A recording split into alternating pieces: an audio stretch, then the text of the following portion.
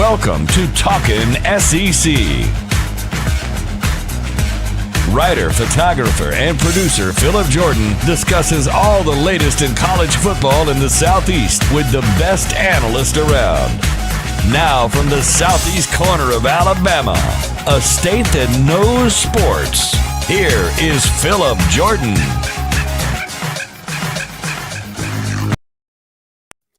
What's up, everybody? Welcome into Talking SEC. I'm your host, Phillip Jordan from Last Run on College Football, 96.9 The Legend in Dothan, Alabama, where I'm the in-studio host and producer. Dothan was football. Got a fantastic show for you guys today on this Monday, bringing 3 episodes this week, by the way. Today's episode, which my guest, Palmer Thombs from Dawgs HQ, part of the On3.com sports network, will be on to talk about, can the Georgia Bulldogs rebound from the SEC championship game and be victorious in the college football playoff? We'll talk about that and give you a heads up. Me and Palmer actually talked middle of last week, so obviously the Dan Lanning news had not hit yet, where Georgia defense coordinator will become the new head coach at Oregon. I will give my thoughts on that after me and Palmer's conversation. Then later in the week, a 2-part podcast with Kevin McGuffey from Last Run College Football. We are going to preview all the SEC bowl games. So part 1 will be on Wednesday. Part 2 of that will be on Friday. So a lot of SEC football content this week on the podcast. Before I jump into my conversation with Palmer Thombs, though, let you guys know you can find me in the podcast. You can find me on Twitter at PJordanSEC. The podcast is available on Twitter as well at Talking SEC Pod. Of course, you can listen to the podcast on Apple Podcasts, Spotify, iHeart Radio, or wherever you get your podcast. And if you're on Apple Podcasts, please subscribe, rate, and review. And this episode will be up on YouTube as well, video form. Me stumbling around trying to do video here. But if you want to check out the video form of the show, go check that out as well. And you can also email me at sports.philipjordan@gmail.com. Now, let's talk to Palmer Thombs about the Georgia Bulldogs and can they rebound and win at the college football playoff. Next up on Talking SEC, I am joined by Palmer Thombs. You can read his work over at Dawgs HQ, part of the On3.com network. And Palmer, it's been a while since we've done this. I think it was before the season when I was previewing all the teams, but always good to have you on the show to talk some Georgia football. Yeah, appreciate it, Phillip. Always good to come on. And yeah, it's been a while since I've done a lot of these different podcasts. It's been such a chaotic year with Georgia having so much success on the field and plenty that happening off the field as well. So, a lot of change, but a lot stays the same when you're talking Georgia football and the success that they've had. Yeah, absolutely. And I will just go ahead and preface the audience, which I do this in the opening. We recorded this on Wednesday. Of course, it's dropping on Monday morning as everybody is getting up. But I guess, just start off. I mean, what happened with them in the SEC championship game? I know when people are hearing this, it's over a week removed, but it's still kind of, I wouldn't say for me as somebody when I picked the game was shocked Alabama won that, but it's got to be a demoralizing loss. And maybe from the Georgia fan standpoint, not the team, but the fan base, still not being able to get over that hurdle that is Alabama. Yeah. I mean, that's exactly how I described it, immediately after the game, is demoralizing. And I think this is a conversation that you can have, whether it's immediately following game or in the weeks that follow, because there's a good chance that you see Georgia and Alabama here again before too long on January 10th for the SEC, the national championship, the SEC national championship, that would be. But, yeah, I mean, I think that it certainly is a demoralizing loss for Georgia. I think that I saw a ranking of the top 5 most demoralizing Georgia losses in the last decade, and 4 of them were against Alabama. It was the national championship loss, the 2012 SEC championship, the 2018 SEC championship, and the 2021 SEC championship. So I think that it absolutely falls in line with that theory of Georgia not being able to get over that hurdle that is Alabama. Certainly would be interesting, the conversation among fans if Georgia ended up playing another Cincinnati in the national championship and were to beat them. The narrative becomes, well, Georgia won the big one, but they still can't beat Alabama. So it's certainly an interesting conversation. I think that when you look back at that game, which a lot of us are going to be doing over the next couple of weeks without games to be played, I think that you've got to start the conversation defensively in the way that Georgia, was incapable of slowing down Alabama's offense. To me, I think that in order to beat a team like that, regardless of how good your defense is, you're not going to be able to completely shut them down. You've got to slow them down. And Georgia wasn't able to do that. There's a couple of different ways that you can do that, whether that's, getting stops defensively. The Bulldogs were able to do that a couple of times in the second half and give their offense a chance to respond. But by that point, Georgia was down, 2 scores at that point. And so they were forced to, rather than control the clock and slow down Alabama's offense that way, they were forced to play from behind, in which case we saw Stetson Bennett and the struggles that he had. That's one way that you can slow them down. The other way is that, and it kind of goes hand in hand with the idea of getting those stops, is getting the pressure on them. And that was something that Georgia had, coming into the game. I think everyone thought that Georgia was going to be able to get pressure because of the struggles that Alabama had on the offensive line. Against Auburn, 7 sacks there, 4 sacks in each of the games against Texas A&M, LSU, Arkansas. All those games were 1-score games. And I think that if you looked at what Georgia was able to do so well during the regular season, a 12-0 unbeaten regular season, first since 1982 for the Bulldogs, they were able to get pressure on the quarterback at will. And I think that, Kirby Smart even said it this week, that covered up some of the struggles that they had in the secondary. That was certainly a question coming into the year, whether the secondary would be able to. They were so young, not a lack of talent, but a lack of experience. And I think that, the question was, how would they be able to, stand? And I think that Alabama certainly, put that to the test more so than any other team this season. So I think defensively, it was certainly a shock to see Georgia play so poorly. The inability to get pressure combined with the blown coverages and the deficiencies that they have in the secondary. Offensively, I think that, when you're playing from behind, it puts a lot of pressure on your quarterback to play absolutely perfectly. And Georgia did not get perfect play out of Stetson Bennett. It wasn't terrible. I mean, I think if you had told any Georgia fan going into the game that Bennett was going to throw for 340 yards, 3 touchdowns, that most of those fans would have thought that Georgia was going to come out, of Atlanta raising a trophy. But ultimately it was the 2 interceptions that did Stetson Bennett and Georgia in offensively.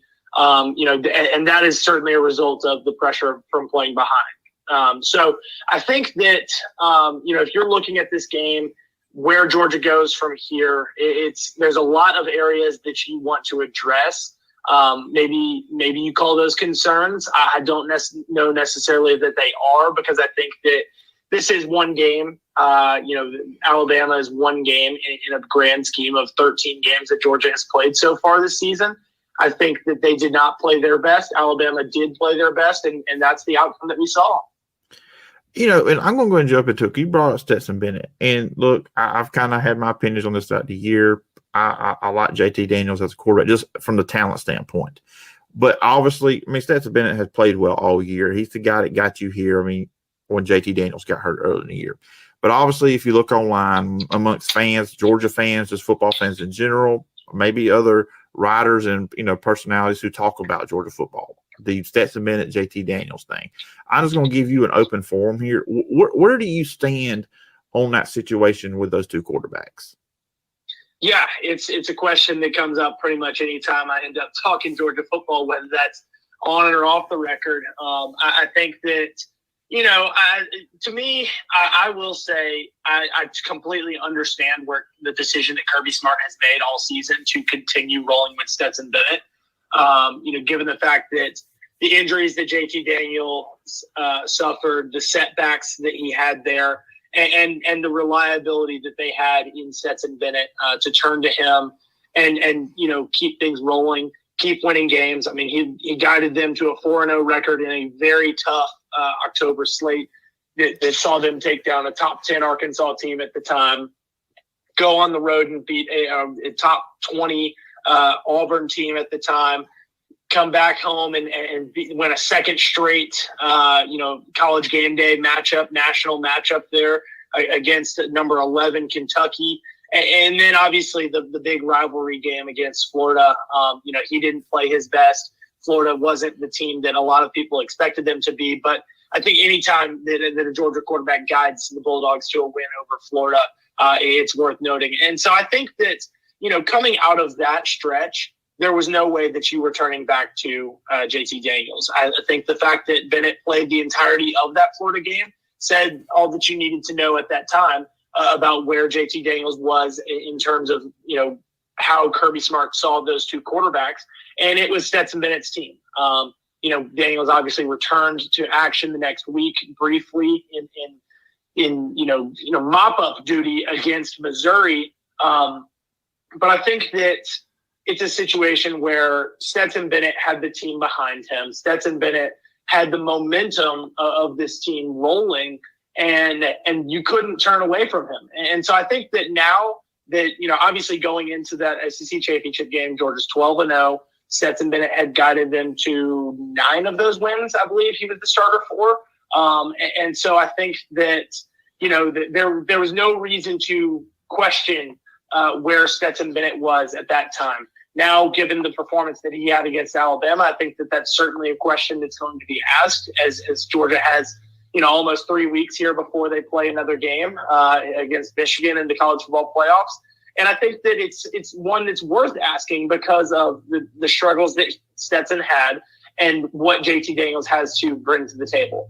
I will say I think that JT Daniels is a more polished passer. I think that that's what it is going to take for Georgia to beat Alabama if they get a rematch with the Crimson Tide. Just because of like what I said earlier, I don't think that you can completely shut down that Alabama offense. I think that regardless of how good your defense is, and Georgia has one of the best of them, they are going to put up points and they are going to put the pressure on your offense to go toe-to-toe with them. And I think that, Stetson Bennett did a great job all season long of being this game manager in a way where he was guiding this team for, that was ahead most of the time. I mean, they only trailed by 7 points against Tennessee. I think that was their biggest deficit all year. They trailed by a field goal against Auburn for a few moments and a field goal against Missouri for one drive. But once you're down 2 scores, that puts the pressure on you to be able to, go toe-to-toe with an offense like Alabama's. And so, to me, I think that JT Daniels is more capable of doing that than Stetson Bennett because of his ability to pass. Obviously, the big thing that has been, one of the deciding factors all along has been Stetson Bennett's mobility. He didn't necessarily utilize that as much against Alabama as he had in other games. And whether that was the stakes of that game or the team that he was playing against or whatnot, if that's not a factor and he's not going to use that, I think that that's where that kind of evens the playing field there and maybe even gives JT Daniels the advantage if you're just talking, their passing ability and their ability to move the ball downfield. So to me, I think that if you're Georgia, that you've got, this matchup against Alabama likely looming. I think that the Bulldogs can beat Michigan with Stetson Bennett at quarterback. It's a game that, I know we're going to preview here in a couple of moments, but I think that it's a game that aligns very much so with what Georgia wants to do offensively and defensively. And assuming, Michigan doesn't change all too much here in the next couple of weeks, I think that the Bulldogs can beat Michigan with Stetson Bennett at quarterback, but I'm not sure that they can do the same against Alabama. Yeah, it's almost, and I'm looking at it, and I'm excited about it because I feel this is going to be like an old school football game because these are two teams that have basically, in my opinion, watching both of them this year, similar philosophies, both, especially on the offensive side of the ball. Michigan wants to run the ball and then set stuff up with a pass with Cade McNamara. Kind of like, Georgia wants to run the ball where there's 3 horses that run it back and you would Cook, McIntosh, and White. So to me, and look, I believe this, and it's a lot of people obviously do. In football, it's determined usually the winner is the team that wins up front. But that's going to be even more intriguing in this game because you got Jordan Davis on the Georgia defense. You've got Aiden Hutchinson, who's a Heisman finalist on the Michigan side. like I said, both teams want to run the ball offensively, good defensive fronts. So, for me, that's kind of like the interesting thing with this matchup. But just, early on, as we're a few weeks away from these two teams actually playing each other, what's kind of your look at this game, kind of like some matchups that you'll be looking forward to? Yeah, I look at that exact same area that you do, and that's the play on the offensive and defensive lines. I think that, both teams, like you said, this is a matchup of two teams that want to, play ground and pound physical football. And that's gonna rely on the run game. That's going to rely on that run game to set up the passing game. And so I think that, if you're Georgia on offense, you're going to want to run the ball. If you're Michigan on defense, you're going to want to stop the run, and vice versa when Michigan's on offense and Georgia's on defense. That's the strength of both these teams, stopping the run. Georgia, being one of the best teams in that category, Michigan being right there with them. And both teams, like I said, want to run the ball to set up the pass. And so to me, I think that it's a strength-on-strength matchup here, where these two teams want to have very similar philosophies. And that's where I think that Georgia might have the advantage because of the players that they have recruited over the last couple of years. The philosophies are very similar, but I think that the talent differential, definitely favors Georgia there. Like you said, this is a matchup it's a couple of weeks away, so I haven't dug in a ton, but just initial impressions is that we're going to be in for a good physical, old school football game here on December 31st in Miami. Yeah, and the thing now with Georgia, I mean, all year, they were number one most of the year. And, how dominant they were. I mean, before the Alabama game, they were winning teams, I think, by an average of 34 points on each game. And so now this team, obviously, they've been humbled a little bit with losing Alabama 41-24. So, when they show up, they're going to be hungry. I mean, they kind of like Alabama, they talked about, they wanted to, gain some respect back, wanted people to respect them. They felt disrespected going to SEC championship game. Now, I feel like that is a role now Georgia can embrace going into this playoff to, show again to everybody why they were so dominant for pretty much all the season until they met up with Alabama. Yeah, no, I absolutely agree with that. And I think that that's something that Kirby Smart said immediately after the game on Saturday, is that this is a wake-up call. This is an opportunity for Georgia to recenter, refocus, however you want to phrase that. He said that he thought the best thing that happened to Alabama this season was the loss to Texas A&M. And right off the bat, you're like, what? That doesn't make much sense. But, for them, it humbled them. It made them focus up and realize, hey, we're not invincible. We're beatable, and we have to prepare at our best each and every week to go out and play our best each and every week. And I think that, for Georgia, that's certainly going to be the case here. Obviously, with the stakes of the playoffs, I think that they probably would have been locked in anyway. But I think that, knowing that you are susceptible to a loss, knowing that, when you play elite level competition like they did in that SEC championship game and like they will in the semifinal and potentially the national championship, I think that they know that they have to listen up to their coaches, lock in during preparation, during practice, during film study, and just be, on their A game. They can't come and play, an A-, B+ style game, because I don't think that what Georgia played on Saturday is their A game. I think that, they are capable of doing a lot more than what they showed. And I don't know exactly the factors that led to that. Maybe it was the motivation of, or lack thereof, knowing that you're probably in the playoff regardless of us. I don't know whether it was the mentality and the mental aspect of playing Alabama. There's several different things that could have factored into the outcome that we saw on Saturday and the showing that Georgia put out on that field at Mercedes-Benz Stadium. But I think that, going back to what you said, this is certainly an opportunity for Georgia to regroup and refocus and get ready to play its best football down the stretch, because that's something that Kirby Smart has said all season long, that they're trying to play their best game, and they don't think that they have. Yeah, one last thing I'll say, and this is something that Taylor's going to talk about, but one thing I enjoy when I watch Georgia play, because my favorite position on the football field is quarterback, but I will say my second favorite position is tight end. And watching Brock Bowers every game, just what he can do. One, he's pretty much he's a receiver in a tight end's body. I mean, just the way he can move, how fast he is, his hands. You can't put a defensive back on him and have a chance usually because he's just bigger than they are. And then you put a linebacker or somebody else, he's just going to run right by him. So I mean, just he's just been a joy to watch this year. What's been your take and your analysis of watching him play this year, being just a freshman at that too? Man, the fact that he is not a finalist for that Mackey Award is the biggest snub of this postseason award season to me, because I think that, and I don't know what went into that decision process, but I think that there's a chance you could make the case that he's the best tight end in the country this year and will be for the next 2 years. Maybe they didn't want to give him the award 3 years in a row. I'm not sure. But like you said, he is, a generational talent at that tight end position. Just the fact that you're seeing a true freshman on all of these All-American teams. Today, as we're recording this, was named SEC Freshman of the Year. Not too much of a surprise to anybody that paid attention to the season.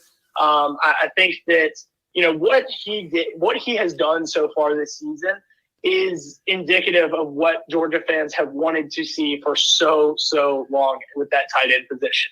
I mean, going back to the guys of recent years like Isaac Nauta, he was a player that came in with high hopes and big expectations. And I don't think Georgia used him well, but I don't think that they ever used him in the way that Brock Bowers has been used. And I think that fans were hopeful that they could see that out of Trey McKinney last year, the grad transfer from Florida State. They've been hopeful to see that from Darnell Washington, obviously the sophomore tight end that they've got on the roster now. And I think that it's a factor of what you're seeing under second-year offensive coordinator Todd Monken.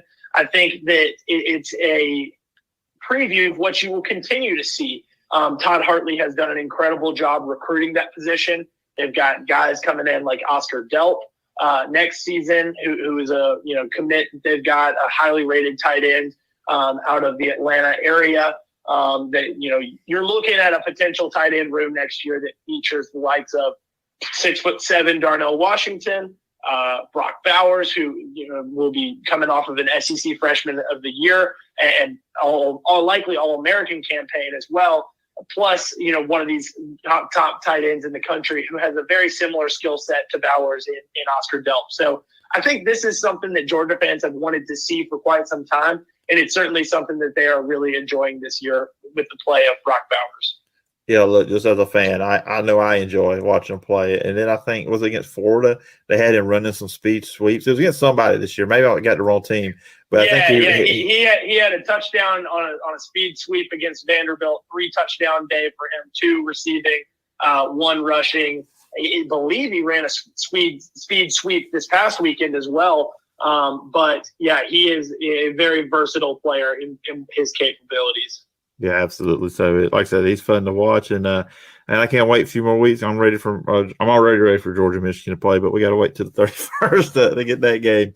But anyways, Palmer, it's been fun having you on here talking all things Georgia football, and listeners wanted to follow you online. Where can they find you and all the work you're doing? Yeah, like you said, made the move over to Dawgs HQ in that On3 Sports Network this year.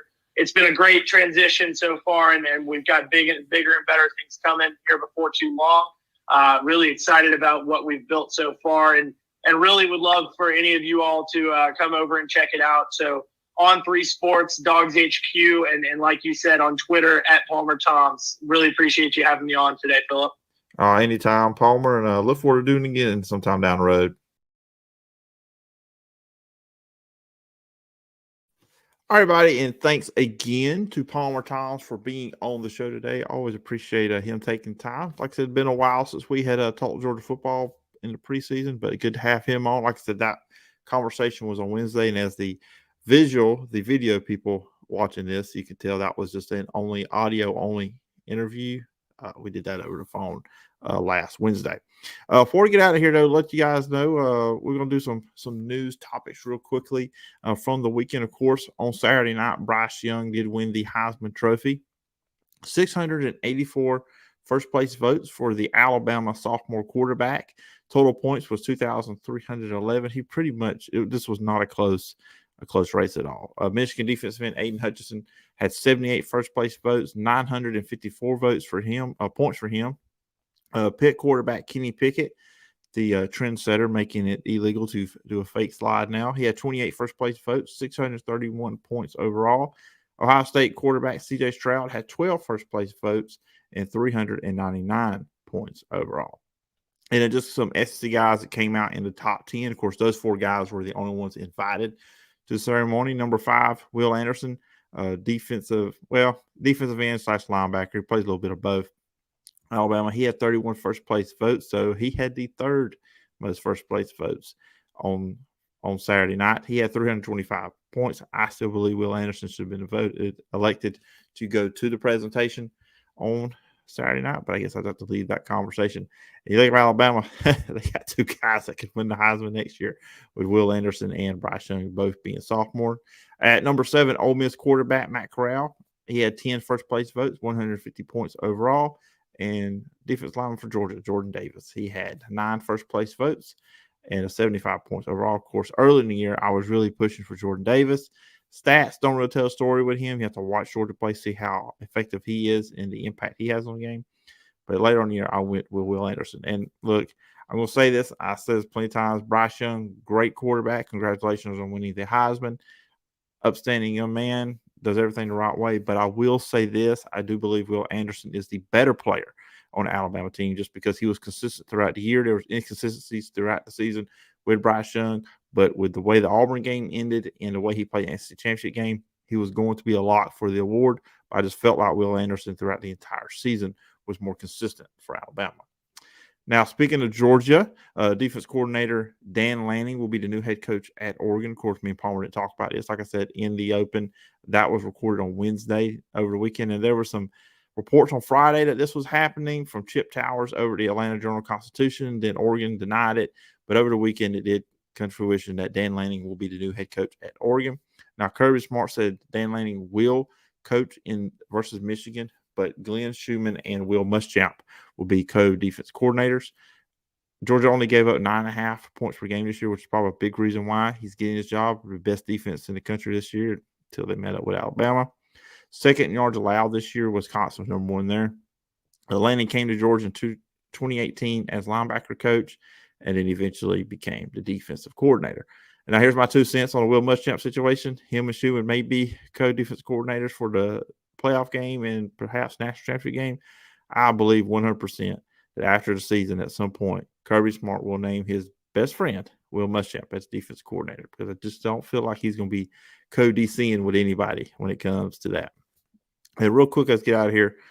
Auburn offense coordinator search. Some new names have come up. Kenny Dillingham, who's at Florida State right now, but he spent time at Auburn as offensive coordinator under Gus Malzahn. That was during Bo Nix's freshman year when Bo Nix won SEC Freshman of the Year. Austin Davis is a name that's been popping up. Seattle Seahawks quarterback coach.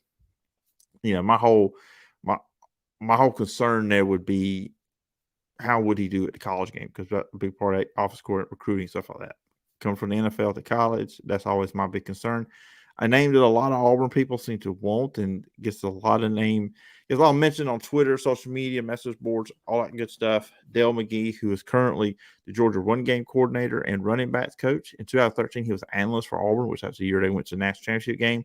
He played at Auburn from 1992 to 1995, and he is one of the better recruiters in college football. So that would be a big thing, too, because Auburn has fallen behind in recruiting the last several years. Even right now under Harsin, recruiting is not where you would want it to be if you're Auburn. So that are some names there. The delay, I've got my speculation. You know, Brian Harsin's name has been mentioned for some jobs here out there in the, Northwest. It was Washington a few weeks ago, and now it was Oregon, of course, not getting those jobs. I wonder if Harsin's been interviewing for jobs instead of actually looking for an offensive coordinator. Those jobs are closed up now. So, I mean, let's focus on Auburn, but it's kind of raises some questions for me. It's almost been 2 weeks since Mike Bobo has been fired, and you have not named an offensive coordinator. But we'll see what happens this week, see if Auburn finally has their new play caller on the offense side of the ball. And that's going to do it for this edition of Talking SEC. Once again, thanks Palmer Thombs for coming on the show. Remember, you can follow me on social media at PJordanSEC. The podcast is available on Twitter at Talking SEC Pod. Of course, you can listen to the podcast on Apple Podcasts, Spotify, iHeart Radio, wherever you get your podcast. And if you're on Apple Podcasts, please follow, rate, and review. Leave a review. I will read it on a future edition of the show. You can watch the show, especially this episode. There's a video element to it over on YouTube. Talking SEC has a YouTube channel, and also on my other YouTube channel, Phillip Jordan Sports. And you can always email me at sports.phillipjordan@gmail.com. Be back on Wednesday for a part 1 SEC Bowl preview pod with Kevin McGuffey from Last Word on College Football. Hope everybody enjoys the early part of your week. Until next time, bye-bye.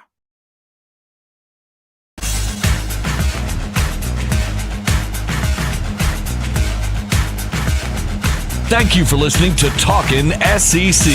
Follow Phillip on social media at PJordanSEC and the show at Talkin SEC Pod. Subscribe to the podcast on Apple Podcast or wherever you get your podcasts. We'll see you next time when we're talking SEC.